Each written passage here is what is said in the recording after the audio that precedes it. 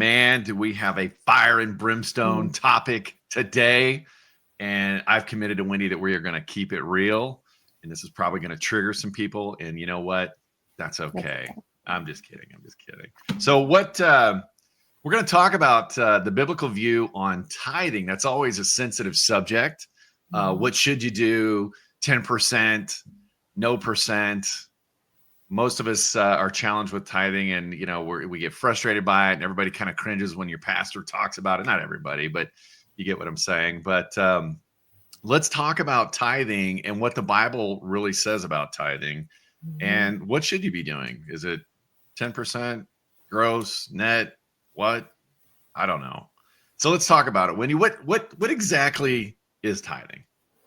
Well, I'm going to tell you what I've always been taught tithing is, and that probably 95% of the people watching believe tithing is. And then we're going to talk about what it actually is. So I grew up thinking it is a rule that you give 10% of your first fruits to God. That is obedience. If you want to be blessed, that's what you do. That's what I grew up with. The law. I have even had people, I did a little biblical principles on money, and I had somebody reply, I hope you're talking about tithing and that it's 10%. I hope you commit to that. And I'm like, whoo, people are really strong on their opinion about tithe.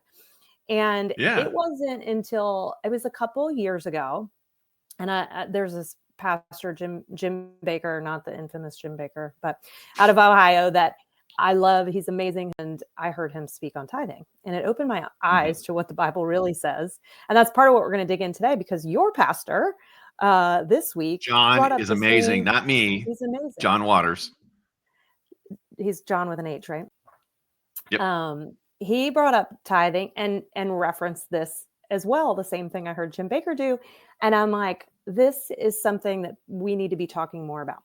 So let's start with the basics, right? The word tithe, that literally means a tenth, and it comes from a Hebrew word that I'm not going to try and pronounce, but it's a tenth part.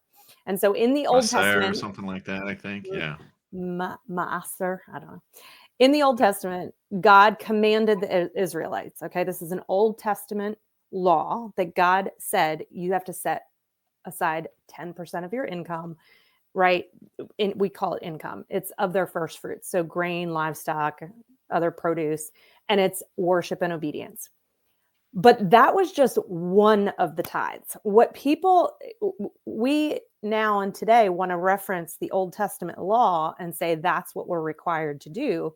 But if you look at the Old Testament law, and I want you guys to hang with us, because you might be ticked off right now going, oh, what they're going to say we don't have to give.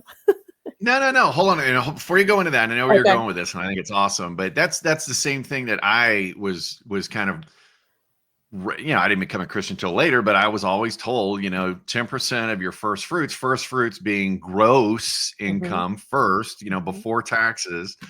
And so that's what and it was always the same thing, 10%. And I had some, as I was a new Christian, people explaining it to me.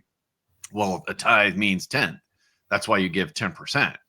And so that was kind of the law. Okay, you got to give 10% or you're a bad Christian. And it gives a lot of what's the word? Some people are kind of judgy in church. I don't know if you've ever experienced that, but it's a way that, well, you don't tithe, so you're a bad Christian, or you don't tithe 10% or whatever. So it kind of creates some issues with people, and I think in some cases keeps people out of church.